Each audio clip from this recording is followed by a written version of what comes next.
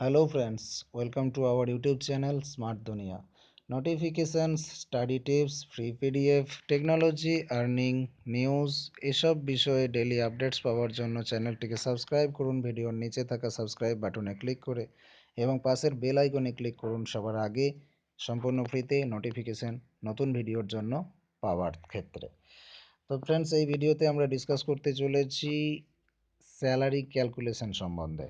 আমাদের অনেকের কমেন্ট ছিল, অনেকের প্রশ্ন ছিল কিভাবে বেসিক স্যালারি বা গ্রস স্যালারি আমাদের হাতে আসে, কোন ক্যালকুলেশন অনুযায়ী আমরা গ্রেড পেকে ক্যালকুলেট করব, কত টাকা গ্রস স্যালারি হিসেবে রিসিভ করব, হাতে কত টাকা আসবে, সরকারি চাকরির ক্ষেত্রে কিভাবে বেতন নির্ধারণ করা হয়, এই জাতীয় প্রশ্নগুলো সমাধান করার চেষ্টা করব আমরা এই ভিডিওতে।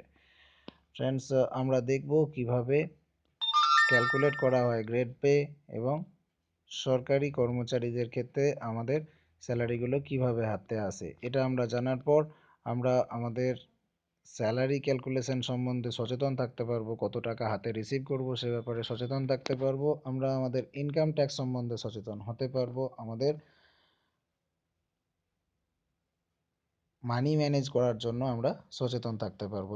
চলুন ফ্রেন্ডস, সময় নষ্ট না করে ভিডিওটি দেখে নিই কীভাবে আমরা স্যালারি ক্যালকুলেট করতে পারি। ভিডিওটি যদি ভালো লাগে একটা লাইক শেয়ার কমেন্ট করতে ভুল করবেন না, এবং অন্যান্য কিছু সমস্যা থাকলে বা আমাকে দেওয়ার মতো কোনো সাজেশন থাকলে ভিডিওর নিচে আপনারা কমেন্ট করে দিন। চ্যানেলটিকে সাবস্ক্রাইব করে নিন এবং পাশের বেল আইকনটি ক্লিক করে দিন।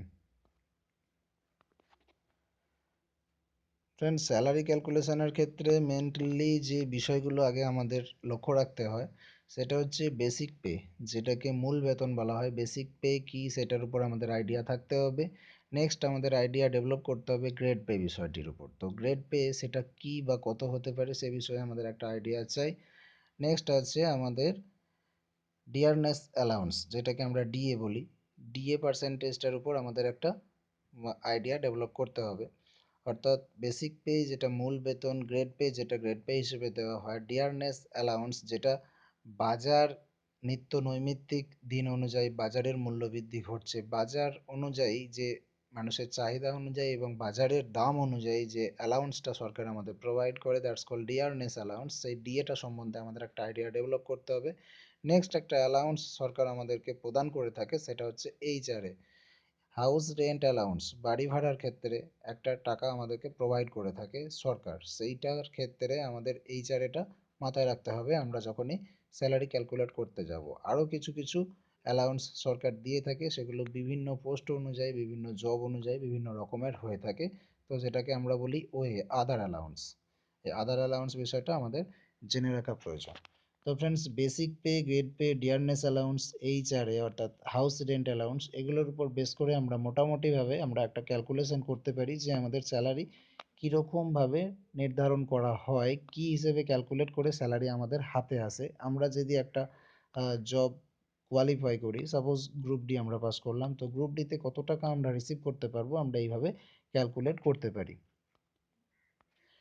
এর পরবর্তী ধাপে আমাদের মনে রাখা প্রয়োজন পে ব্যান্ডটা কীরকমভাবে দিচ্ছে। আমাদের পোস্ট অনুযায়ী আমাদের যে জব পোস্টে আমরা অ্যাপ্লাই করেছি বা পাস করেছি, যে জবটা আমরা জয়েন করেছি, সেই জয়েনে পে ব্যান্ডটা কীরকম আছে সেটা তো আমরা আগের থেকে নিশ্চয়ই জানবো। সাপোজ এখানে 4 প্রকারের পে ব্যান্ড সাধারণত নির্ধারণ করা হয়ে থাকে, এবং এই পে ব্যান্ড অনুযায়ী যদি আমরা হিসেব করি, সাপোজ আপনার পে ব্যান্ড আছে একটা, এই চারটের মধ্যে যে কোনো একটা, সেক্ষেত্রে আমরা নির্ধারণ করার চেষ্টা করব কত স্যালারি আমরা গ্রস স্যালারি বা নেট স্যালারি আমরা হাতে রিসিভ করছি বা কত স্যালারি আমাদের হওয়া উচিত, সেভাবে আমরা একটা হিসাব রাখতে পারি। তো পে ব্যান্ড সাধারণত হয়ে থাকে 5,200 থেকে 20,200।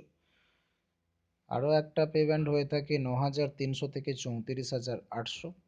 পরবর্তী পে ব্যান্ড হয়ে থাকে 15,600 থেকে 39,100। পরবর্তী পে ব্যান্ড হয়ে থাকে 37,400 থেকে 67,000 পর্যন্ত। ফ্রেন্ডস, এই চারটি পে ব্যান্ডের মধ্যে সাধারণত আমাদের স্যালারি প্রদান করা হয়ে থাকে। ফ্রেন্ডস, এর পরবর্তী ধাপে আমরা একটা চেষ্টা করব যদি আমরা ক্যালকুলেশন করতে পারি সাধারণ একটা উদাহরণ সহযোগে যে আমাদের স্যালারিটা কত হয়ে থাকে। ফ্রেন্ডস, 5,020 থেকে 20,200 এই ধরনের পেমেন্টগুলো মোটামুটি সেন্ট্রাল গভর্নমেন্ট দিয়ে থাকে, এবং সেন্ট্রালের যদি আমরা ডিএ হিসাব করি, সাধারণত সেন্ট্রালের ডিএ আমরা যেটা ধরে থাকি 120% বা 100 থেকে 120, আমরা যদি নর্মালি 110% ধরে হিসাব করতে পারি, তাহলেও আমরা একটা উদাহরণে আসতে পারি, যে উদাহরণ দিয়ে আমরা হিসাব করতে পারবো যে আমাদের স্যালারি কত হতে পারে। ফ্রেন্ডস, এক্ষেত্রে মাথায় রাখা প্রয়োজন, আপনার বেসিক পে 5,200 থেকে 20,200 পে ব্যান্ডের মধ্যে থাকলে আপনাকে ভাবতে হবে যে আপনার স্যালারি 20,200-র অধিক হবে না। আপনার 9,300 থেকে 34,800 পে ব্যান্ডের মধ্যে থাকলে বেসিক পে আপনার 34,800-র উপরে কখনো যাবে না। এটা একটা বিষয় মাথায় রাখতে হবে। তো ফ্রেন্ডস, আমরা যদি উদাহরণ সহযোগে হিসাব করে দেখি যে আমাদের স্যালারি কত আসতে পারে, আমরা সেরকম একটা বাস্তব একটা সহজ উদাহরণ দিয়ে আমরা বোঝার চেষ্টা করব। ফ্রেন্ডস, যদি মনে করা যায় যে আমাদের বেসিক পে হচ্ছে, সাপোজ ধরুন 8,200 টাকা, এবং সেখানে ধরুন গ্রেড পে আছে 1,800 টাকা, 1800, তাহলে আমাদের স্যালারি দাঁড়ালো, মোটামুটি দুটোকে যোগ করে নেব আমরা, 8200 প্লাস 1,800 হয়ে গেল 10,000 টাকা। এবার সেখানে আমাদেরকে অ্যাড করতে হবে আমাদের ডিয়ারনেস অ্যালাউন্স, যেটা হচ্ছে ডিএ। সেটাকে যদি আমরা ধরে নিই মোটামুটি 110%, তাহলে ফ্রেন্ডস 10,110% দ্বারা 11,000 টাকা। আমরা সেটাকেও অ্যাড করব ক্যালকুলেশনের ক্ষেত্রে। প্রথমে ছিল 8200 প্লাস 1,800 হয়ে গেল 10,000 প্লাস 1100, 11,000, আমরা এটাকে অ্যাড করলাম। তারপর ফ্রেন্ডস যেটা থাকে আমাদের এইচআরে হাউস রেন্ট, হাউস রেন্ট থাকে অনেক সময় 10 থেকে 30%। যদি আমরা 10 থেকে 30%-র মধ্যে আমরা একটা অ্যাভারেজ নিয়ে হিসাব করব, অ্যাভারেজ যদি আমরা ধরি 20%, তো 20% আমরা 10,000-এর 20% করে নেব। 10,000-এর 20% আমাদের দাঁড়াবে 2,000 টাকা। আমরা সেটাকেও তার সঙ্গে অ্যাড করব। তারপরে যেটা থাকে মেডিকেল অ্যালাউন্স, মেডিকেল অ্যালাউন্স থাকে 10 থেকে 40%-র মধ্যে, আমরা ওটাকে মোটামুটি 30% অ্যাভারেজ ধরে নেব। অ্যাভারেজ যদি আমরা 30% ধরি, তাহলে সেখানে দাঁড়ায় 3,000 টাকা। তাহলে ফ্রেন্ডস আমরা হিসাব করে নেব যে আমাদের স্যালারিটা কত দাঁড়ালো, 10,000 প্লাস 11,000 প্লাস 2,000 প্লাস 3,000, তাহলে হলো 21,000 প্লাস 2,000 23,000 প্লাস 3,000 25,000। তো আমরা যেটা হিসাব করলাম স্যার, নর্মালি যে 10 প্লাস 11 প্লাস 2 প্লাস 3, তার মানে 26,000। এই 26,000 টাকাটার মধ্যে থেকে আমাদের 12% টাকা পিপিএফ এর জন্য অ্যাকাউন্টে আলাদাভাবে চলে যায়। তো পিপিএফ এর জন্য যদি আমরা 12% বাদ দিয়ে দিই, সামথিং কিছু একটা টাকা, আমি সাপোজ ধরলাম 1,000 টাকার মতো, তো এই 1,000 টাকা বাদ দিয়ে আমাদের যেটা হাতে গ্রস থাকবে সেটা হচ্ছে 25,000 সামথিং টাকা থাকবে। ফ্রেন্ডস, এইভাবে আমরা হিসাব করতে পারি যে আমাদের স্যালারি ক্যালকুলেশনটা কীরকম হবে। ফ্রেন্ডস, সহজ উদাহরণ দিয়ে আমি বোঝানোর চেষ্টা করলাম। আশা করছি এই ভিডিও থেকে আপনাদের স্যালারি সংক্রান্ত বিষয়টা কিছুটা আইডিয়া আসবে। যদি এর বাইরে কোনো প্রশ্ন থাকে নির্দ্বিধায় কমেন্ট করবেন, আমি পরবর্তী ভিডিওতে বুঝিয়ে দেওয়ার চেষ্টা করব। আর ভিডিওটি কেমন লাগলো জানাবেন লাইক বা ডিসলাইক করে। কমেন্ট করতে ভুল করবেন না। ভিডিওটিকে বন্ধুদের মাঝে শেয়ার করে দিন, যাদের এই ভিডিও থেকে কোনো না কোনো উপকার হবে বলে আপনারা মনে করেন।